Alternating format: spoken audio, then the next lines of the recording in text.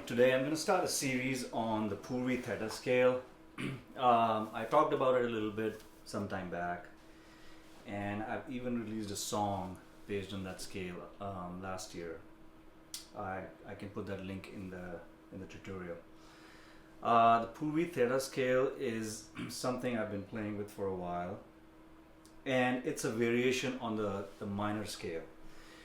Just like the harmonic and melodic minor, Purvi Theta is kind of, I would say, a minor scale, but as you start exploring the scale, or at least as I started exploring it, I found that it's got a good mix of major and minor, and it kind of leans towards the Eastern modes, if you're into Indian rags and stuff, so it kind of leans towards that, but it's not exactly that. But anyways, the point being is it's a good healthy mix of major and minor sounds, and that's why I keep exploring it more and more.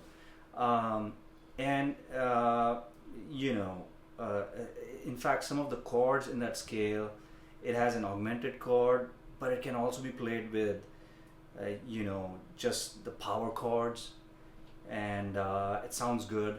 But you can also put, if you wanted to, an augmented chord. And there's some really nice nuances I found with that scale, which I wanted to explore more and then explain. And hopefully, if you're watching this, maybe you can put your comments down below and see if you have any ideas, and we can come up with some what am I saying here? Yeah, we'll just keep exploring.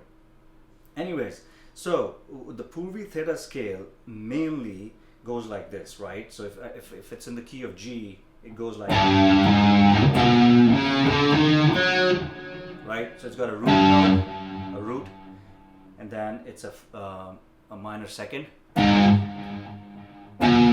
major third, flat five, the dominant fifth, and then a minor sixth or an augmented fifth, and then a minor seventh. So as you can see, there's already some chromaticism in that, right? So you got flat five, and then augmented fifth. And so that chromaticism, if you actually expand down the neck, you'll see in a second, you can do a lot of chromaticism with this scale. But if you look at it just from the root perspective, it's a kind of, in my opinion, a little bit of a weird shape, but it goes like, that's how it goes. But if you go down the neck, it becomes chromatic right away. Like, you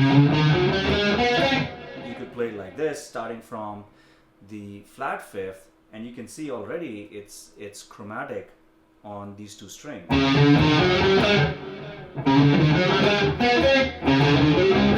So if you played it from the flat fifth, starting with the flat fifth, this is what the scale is going to look like. So the same scale,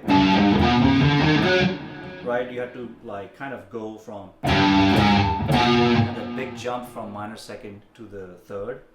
But if you just shift it by one string, you have a lot of chromaticism, and that's what really makes it interesting. Is you could go down the neck. See that?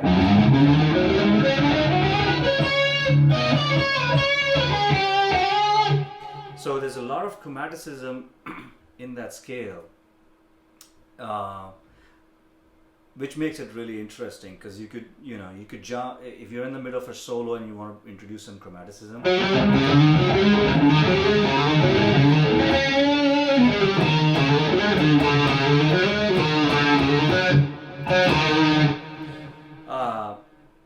So that's one of the things. The other thing that I was exploring with this scale was, how is this scale going to be if you looked at it only from a pentatonic perspective? Like, what would be its pentatonic equivalence? And that was very interesting to me, because it's a pretty cool shape, right? So the pentatonic of that scale would be, that would be the pentatonic. right? So if it was a G minor pentatonic, that would be, right? But the G Purvi Theta pentatonic would be, right? So if you went down the neck,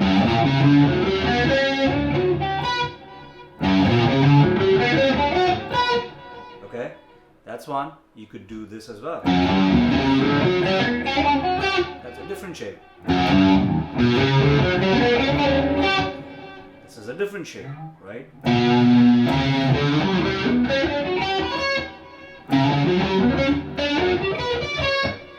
So if you studied the actual pentatonic shapes, they're pretty interesting. It's got these big gaps like this,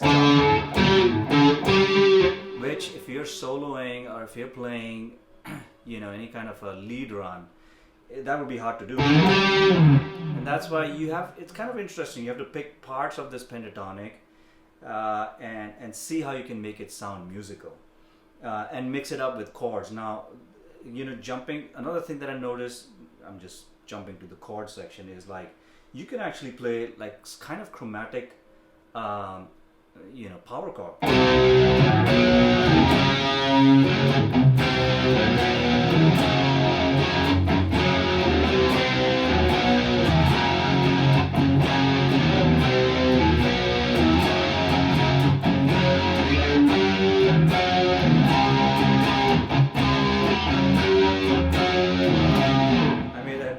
Played the last chord wrong, but I know for sure. And maybe I'll make a video on just how to make music from these power chords. But what I'm trying to say is, in this scale, there are also some chromatic power chords. So that makes things easier and also a little bit tricky. Like, how do you then expand your vocabulary and come up with other chords in this scale? But anyways, I wanted to just start with a lesson on the Purvi Theta and just give out some broad ideas. Oh, before I close this video, the other thing, really interesting thing about Purvi Theta is, yeah, so if you're in the key of G, right, so G, this is the pentatonic of G Purvi Theta,